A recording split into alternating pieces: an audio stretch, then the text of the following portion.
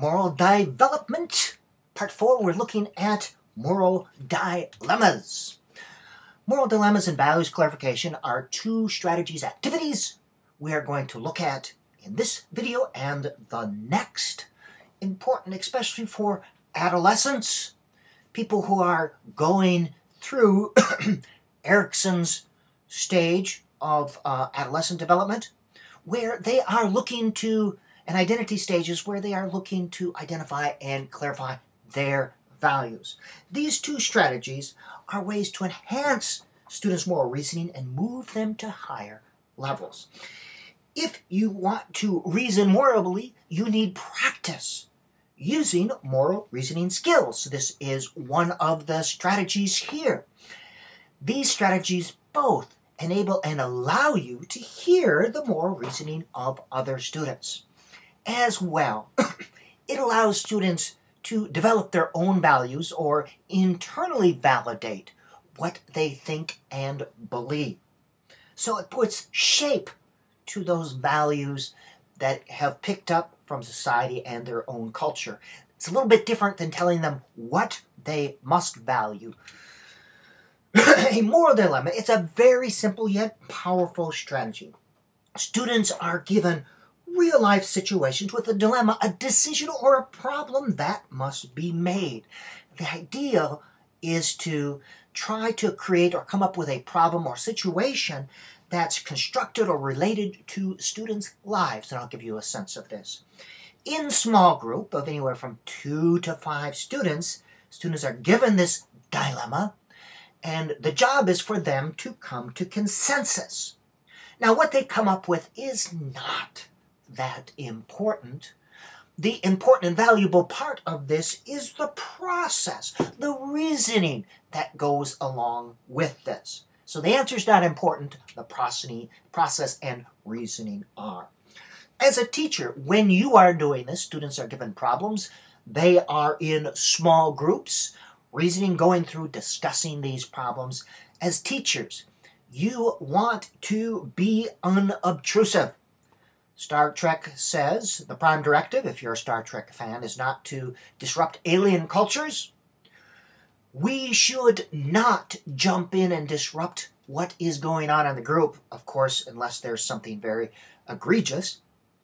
But we are not correcting or evaluating or giving the final word on what they come up with. We can ask questions, but our job is not to say yes and no to evaluate, unless, of course, again, it's very egregious.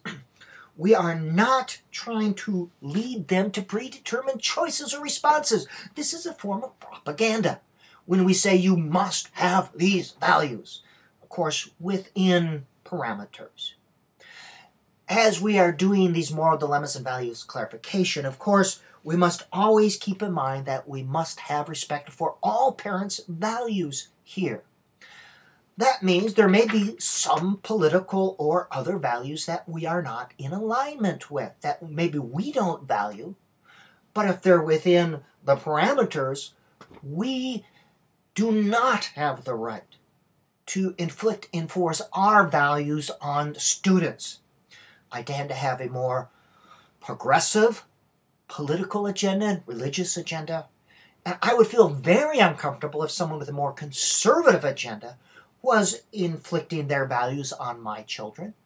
We must have the same sympathy, understanding as we work in the classroom. An example of this, typical moral dilemma: you're an inmate in concentration camps, a Gisset guard is about to hang your son, wants you to pull the chair. He says if you don't, he'll kill your son and other innocent inmates as well. What should you do? All right? This is an example of one. They don't always have to be to this degree. I love Dear Abby. Marvelous source. These and other sorts of advice columns for actual, real moral dilemmas.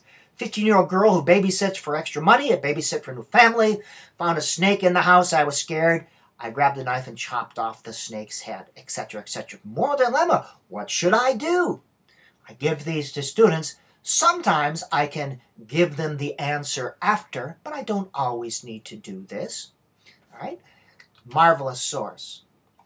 I would encourage you to do this. Do a Google search. Here are some of the terms you could use. Values education, not valued education. Morality, moral development, moral dilemma activities. You find tons of moral dilemmas here and strategies that you can use. All right, this has been the end of part 4. Moral dilemmas, a valuable resource for you to use in your classroom, helping children, especially in the intermediate, middle school, and high school grades, determine what it is they value, gives them practice in moral reasoning, allows them to hear the moral reasoning of others, and that way they enhance their own ability to reason morally and to come to clarification on what it is they value. Valuable resource, specific strategy, use it. By the way, if I were teaching in a Sunday school, which I have done in the past, taught in church Sunday schools, I wish I would have had this. This would have been a marvelous vehicle to use with middle school and high school students. Just a little aside, use or not,